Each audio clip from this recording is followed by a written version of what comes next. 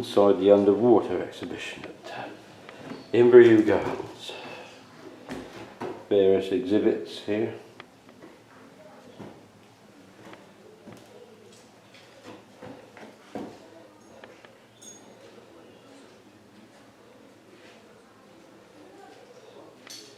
Information boards.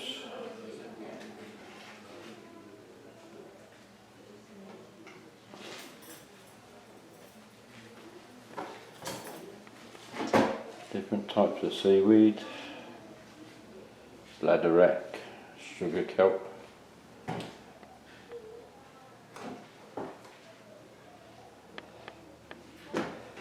Different things you'll find: crabs, lobsters, mussels,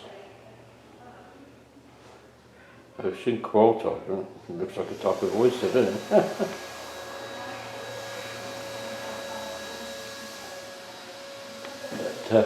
They use seaweed here as a manure.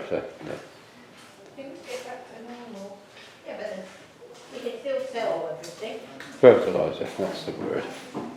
Fertilizer. So there we are. That's a little indoor exhibition they got here. Inverewe Gardens were founded about 150 years ago by Oscar Mackenzie, and this was his summer house where he lived, although I suspect from the architecture this more likely to looks to have been built in the 1920s. It's certainly got that Art Deco feature to it, and I'll take some more video when I get down the other side of the gardens. But, that's from an inlet here of the sea. We're on the west coast of Scotland now, having travelled across probably the shortest distance between coasts. And although I've got my midge repellent on, midges don't seem to be too bothered by that. Well, there's not many of them about, thank goodness.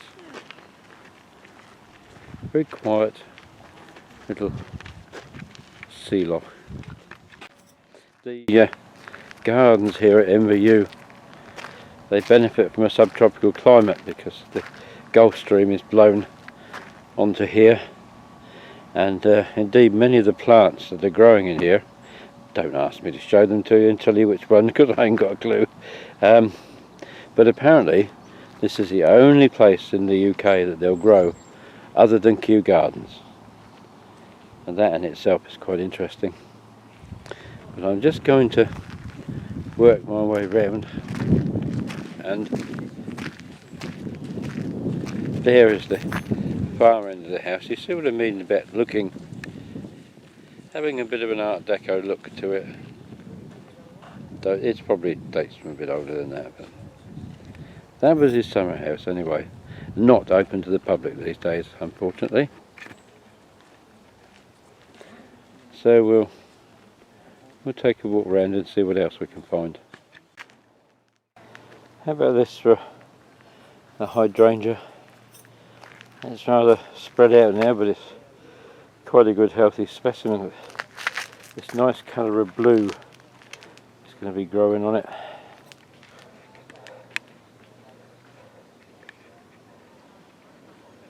There. And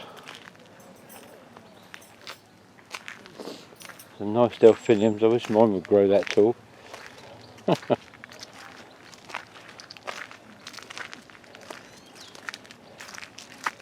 There we go. They call this the rhododendron walk. Well, the roadies will have finished for the year. But it's a nice, pleasant place. And coming uphill like that half kills me. Make sure I don't open my mouth too wide, otherwise my lunch will be midges. Damn things all over the place here, but I've got my repellent on, so I shouldn't be bitten too many times. Get off my legs.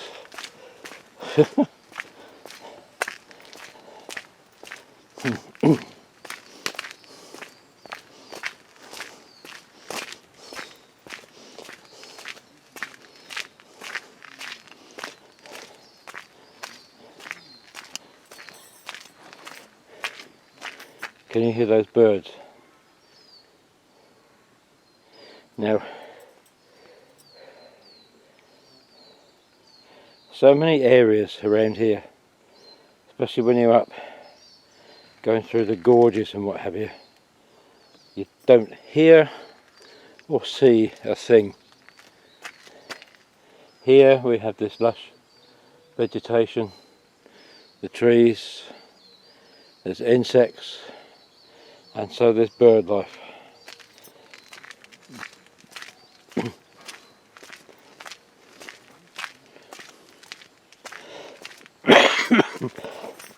Excuse me. I understand there's also red squirrels in here. But, be very, very lucky if I saw one of those, I think. Look at these lovely colours here.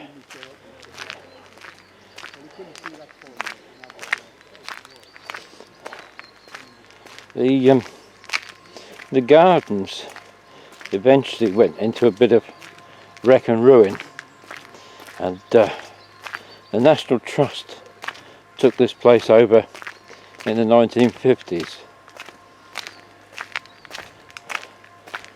I think it's very much a work in progress. I think Jerry said, that's our guide, that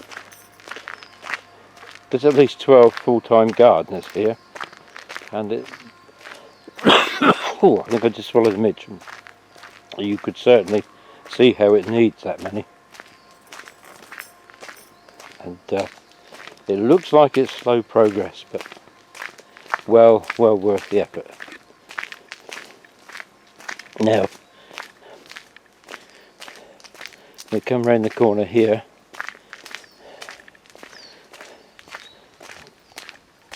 and we're getting a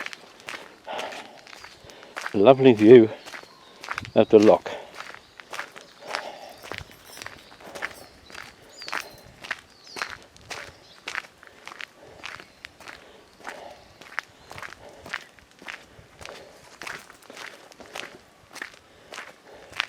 Looking out,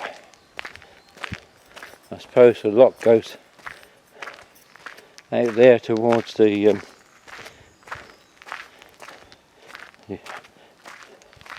RFC, St George's Channel, whatever they call it up here. Oh, it looks like a little dipper that's just flown up and across the water.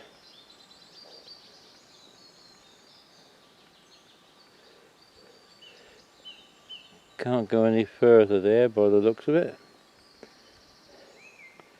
but there's a couple of boats moored up, and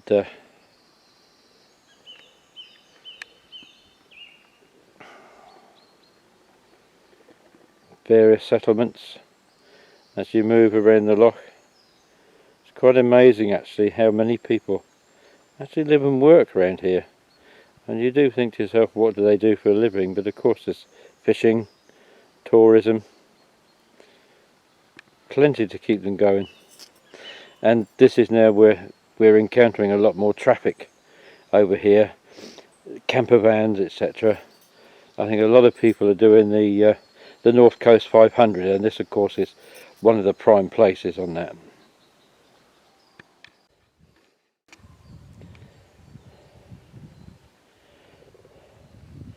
I'm guessing that is the jetty for the boat trips. Perhaps I could work my way around there and have a look.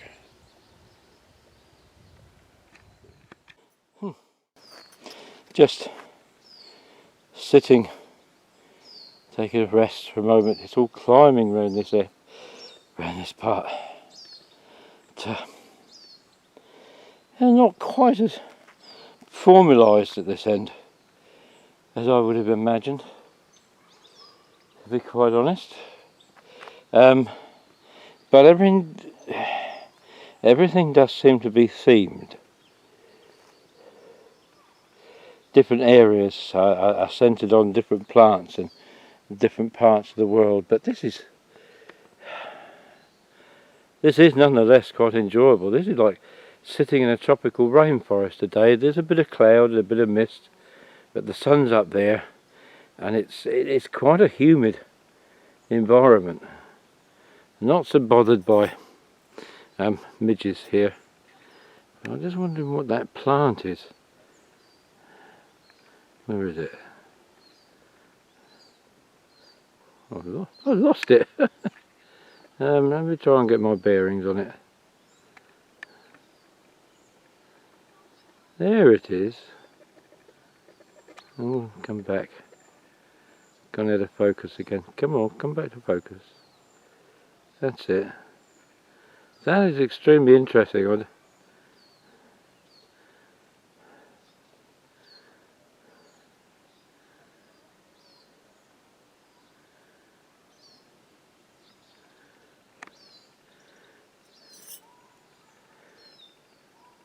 Just listening to the bird life. There's bird song here that you don't hear on the south coast.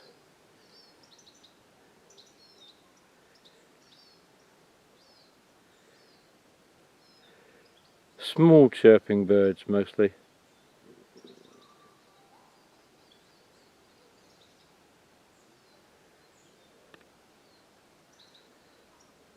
Very pleasant, if a little bit uncomfortable from time to time with the midges. This little part, for some reason, is called Clive's Pond, and it smells as stagnant as it looks. But notice that wild rhubarb there.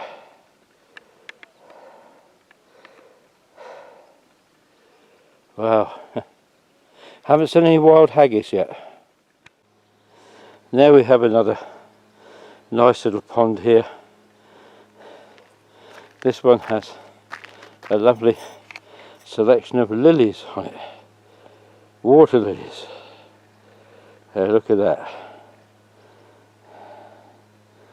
Can I get one without going too much out of focus? Yes. There's one a bit easier there. Look at that. And bring it back a little bit in focus. There. How nice. Now, here we are, mid-July, and I'm looking at lilies. Not lilies. These are irises, I reckon. And just goes to show how late things very often are up in the north of Scotland. Don't expect to see any of these down south. Pretty, aren't they? I was a little bit under the shade of the giant redwood, but I'm under the shade of the giant something. That, I'm guessing, is obviously its fruit that holds its seed. However, all of that is above me.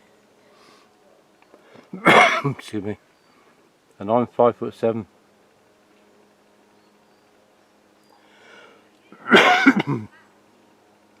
Look at this stem as we go down. Very interesting plants. Well, as you can see, following these paths brings you much higher up here. Much higher up. Get another view over the loch towards the sea. That's a nice looking tree there, look.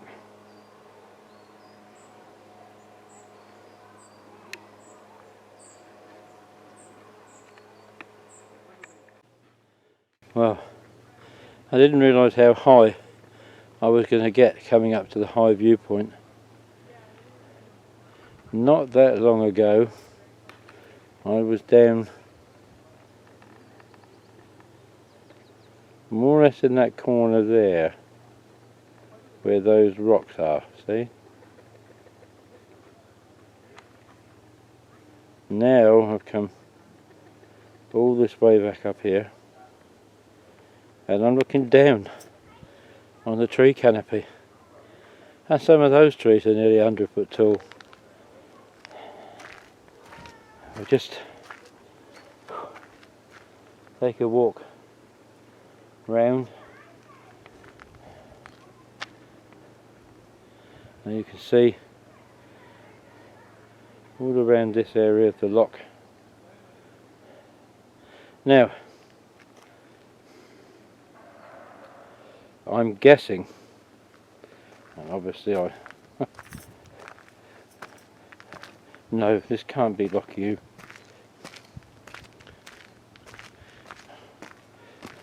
I'll have to check what loch it is, but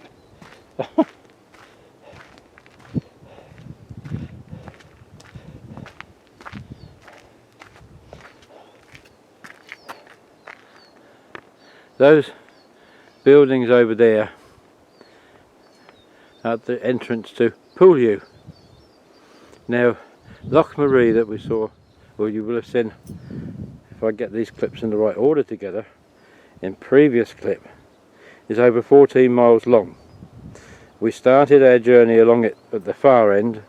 We've had to go all the way around the mountain ranges in single track roads with passing places until we've come back along the coast the other side and rounded Pool U here.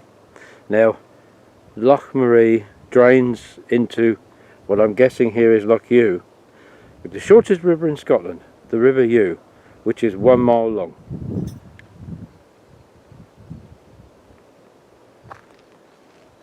And there we are,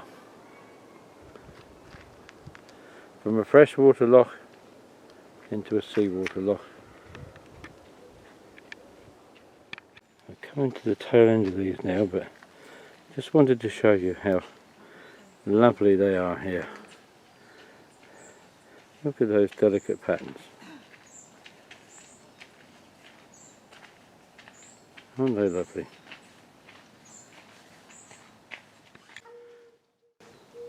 You can do some long walks here.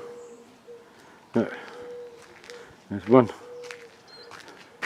one path. You can even walk to Japan. Look at that. But I've come round full circle now, and I'm looking at the summer house in the woodland.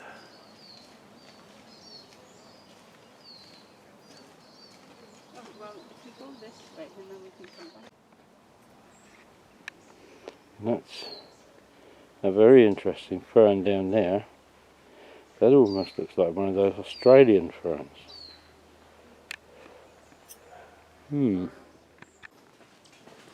Well, here we are in Japan. But, I guess these flowers and trees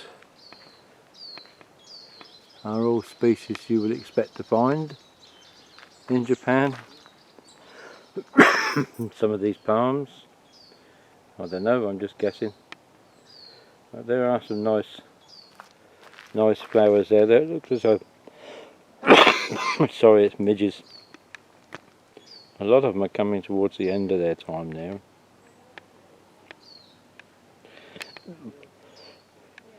And a very rare plant. This is the Scottish millstone. Haven't got a clue where it comes from, but it's a millstone. But it makes a nice seat. Here's a nice little viewpoint, looking towards the village of Pool U, and yet another interesting and rather old tree, I should think. Yeah. And I've now come down from the high ground. Oh, there's some foundations there. I wonder if that might once have been a little boathouse or something. And what it's bringing me back to, by the looks of it,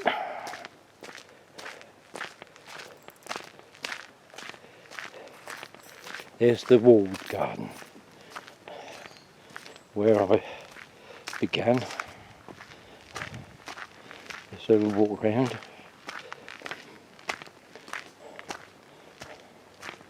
And this is where they seem to be growing. And the other bits a bit. There's some terraces further on where they seem to be growing herbs and spices and vegetables, things like that. But this has got like little alpines and things in. And I appear to have come the wrong way. Oh no, I can get through there. Look at the coloration on this and the pattern. Yeah, that's quite something, isn't it? So much different stuff here. That's the garden I thought I'd missed. All sorts of flowers. Looks like fruit, vegetables at the other end. The microclimate in that bit must be so good.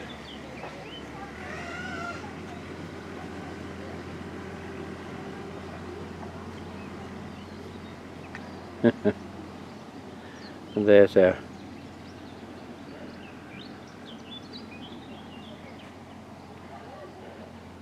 I'm not going to call her a trolley dolly. I don't know what you would call her. She's our hostess, Julie, taking a photo of an interesting plant.